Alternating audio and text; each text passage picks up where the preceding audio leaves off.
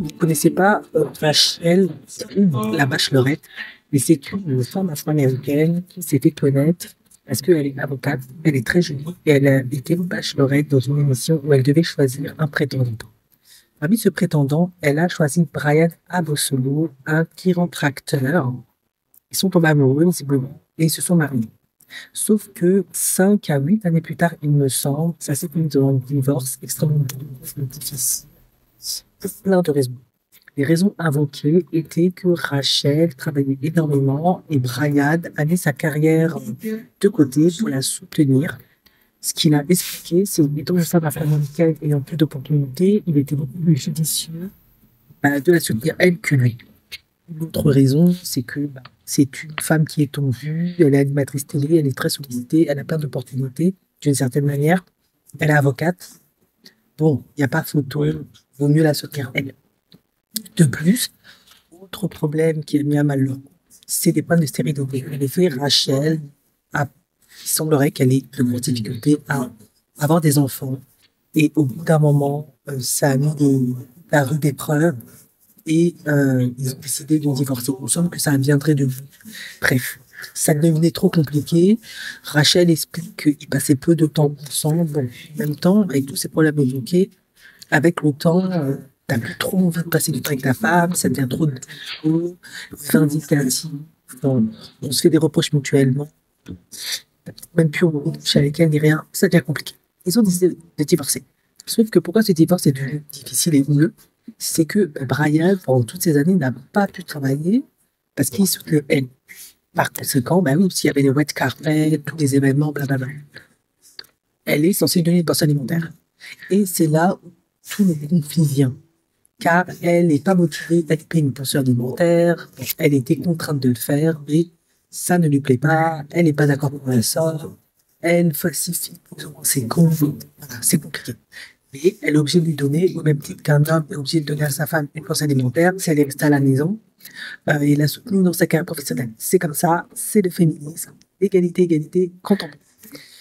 Bien évidemment, Rachel n'étant pas contente, elle a publié des messages extrêmement virulents à son égard, le traitant de censure, parce qu'elle s'est certainement dit, avec un homme comme lui, pas besoin de faire un contrat prénuptial. De toute façon, je pense qu'elle aurait jamais vu le contexte dans l'émission, ils se sont rencontrés.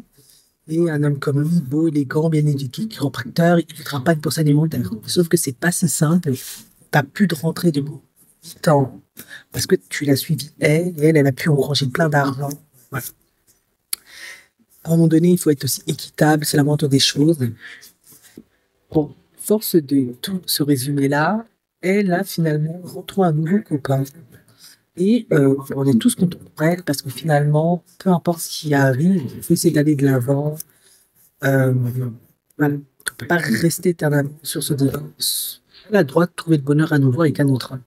Sauf que chose qui a interpellé les personnes, c'est qu'il ressemblerait très fortement, enfin c'est même pas qu'il ressemblerait, il semble beaucoup ressembler à Brian. Bon, elle a aussi ses préférences, son type d'homme, voilà, elle les aime bien méditerranéens, en effet Brian, il peut être bien espagnol, peu importe. Elle aime ce type d'homme un peu hispanique, un peu méditerranéen, etc. On espère bien évidemment que cette fois-ci, si jamais elle doit se marier de nouveau, en tout cas, je ne sais pas si elle tentera l'espérance, qu'elle fasse un contrat prénuptial, au vu des différents antécédents qu'elle a connus, des problèmes qu'elle a tendance à connaître au sein de sa relation, comme d'infertilité, d'emploi du temps surbooké. Et on espère que cette fois-ci, en tout cas, ça va marcher. Quoi qu'il en soit, même si ça donne rien, c'est bien qu'elle passe à autre chose, qu'elle tourne la page. Ça fait tellement longtemps qu'elle est dans ce conflit avec son ex-mari. C'est, je trouve que c'est trop jeune pour rester dans autant de colère, de ressentiment, d'amertume. Il faut mieux essayer d'aller de l'avant avec un autre, vivre des moments intimes, passionnés, un nouveau romantisme, redécouvrir l'amour, apprendre à faire confiance de nouveau et comprendre que, voilà, ça arrive malheureusement de ne pas ça arrive parfois que le mariage ne marche pas, hein. C'est pas toujours la première personne qui est la bonne. D'autant plus que eux, ils ont fait face à des épreuves extrêmement difficiles pour un problème d'infertilité. selon les valeurs que peuvent avoir des individus, quand il n'y a pas d'enfants, certaines personnes ne sont pas motivées à rester dans le mariage parce que, pour elles, selon leurs principes ou valeurs, le mariage, c'est aussi pour faire des enfants. Si elles ont des croyances un peu catholiques ou autres, et c'est extrêmement difficile de rester dans un couple quand il n'y a pas d'enfants. Et il me semble que Brian Abesselo faisait partie de cela. Donc maintenant, voilà, elle en a tiré son parti, elle a compris où étaient ses problèmes, où étaient ses torts à elle et à lui. Et pour le prochain, elle essaiera de faire en sorte de s'améliorer et d'éviter les mêmes erreurs.